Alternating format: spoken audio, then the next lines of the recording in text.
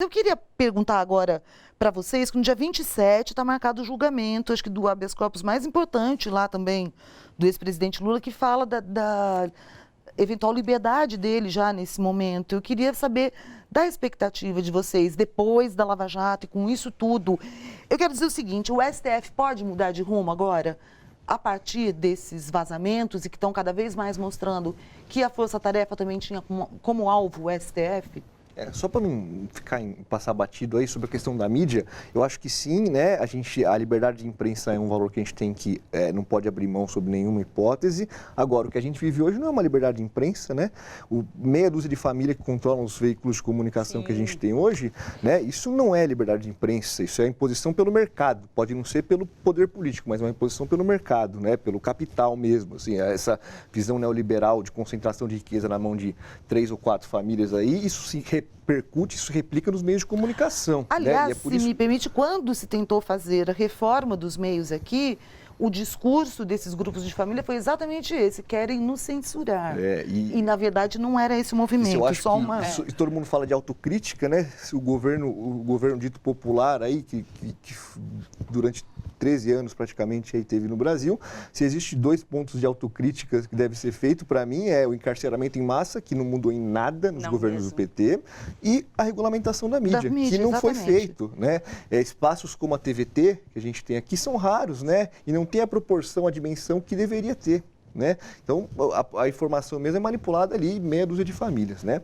Mas acho que, rapidamente, era só isso que eu queria dizer. Agora, sobre o julgamento do Lula, a gente tem que entender de uma vez por todas que esse processo há muito deixou de ser jurídico e passou a ser político. Sim.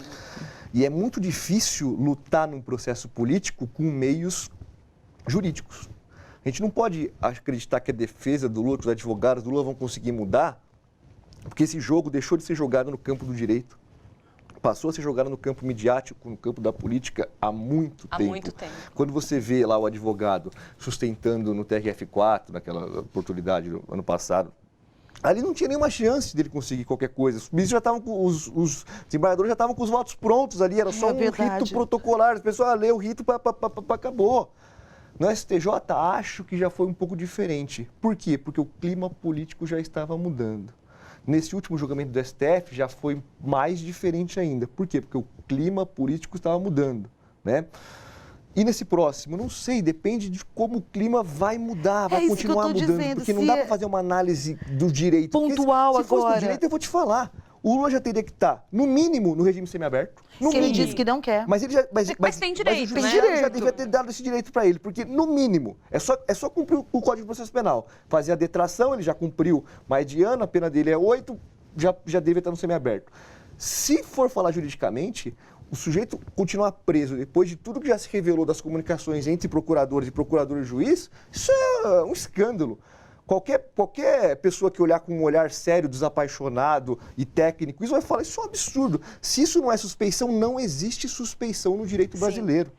Se isso não é suspeito, não existe mais. Você acha que o fato desses vazamentos que estão aí acelerados, eles podem, então, uma vez que o Fernando colocou, que não se trata mais de técnica, de jurídica, de lei, essa mudança política pode mudar e favorecer aí o habeas corpus? Ele pode influenciar. Eu acho que hoje a gente tem, ele falou com muita propriedade, que passou o julgamento do Lula, passou a ser muito político e desde o começo, na verdade, com um viés aí para que ele não fosse candidato. A gente também não é porque a gente é advogado, trabalha no meio jurídico, a gente é cego e não consegue enxergar a influência política nos processos que não deveria existir, mas existe. Né? Mas eu acho que todo esse andar da carruagem, essas revelações que estão sendo feitas pelo Intercept, elas podem modificar, pelo menos abrir os olhos no sentido de que está demais, né?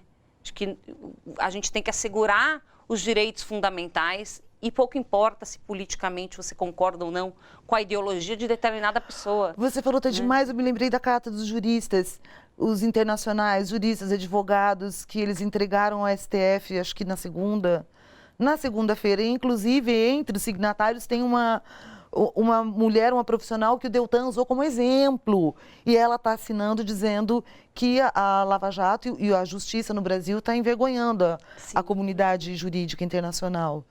está envergonhando, porque a comunidade jurídica internacional e o Brasil é signatário de vários tratados, não é uma coisa, inclusive de direitos humanos que asseguram esses direitos, são premissas básicas que são internacionais. Então, todo mundo que consegue ver com um distanciamento, porque quem está de fora consegue enxergar sem estar vivendo aqui, sem ter essa paixão política por um lado ou pelo outro, consegue enxergar a falha estrutural do nosso Estado democrático de direito.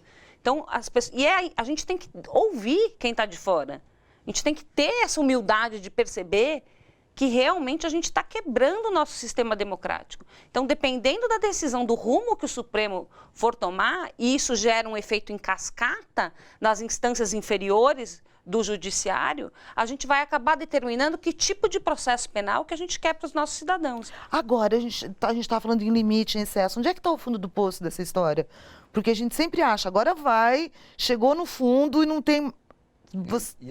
A Ilana colocou uma questão muito importante quando a gente estava conversando ali antes de entrar no programa, que ela falou assim, puxa, talvez até os ministros estão vendo agora que eles também eram alvos dessa força-tarefa, né? O Toffoli está vendo lá, poxa, eu também fui alvo, os caras estavam manipulando. Eles não tinham noção? Eu acredito que eles não tinham essa dimensão de que eles estavam debaixo dos panos usando a Receita Federal para investigá-los, os próprios ministros, e pressionar os ministros, Gilmar Mendes, Toffoli. Então, assim, até por um instinto de autopreservação, às vezes os ministros vão olhar e falar, poxa, esse monstro que a gente ajudou a alimentar lá no passado estava querendo engolir a gente.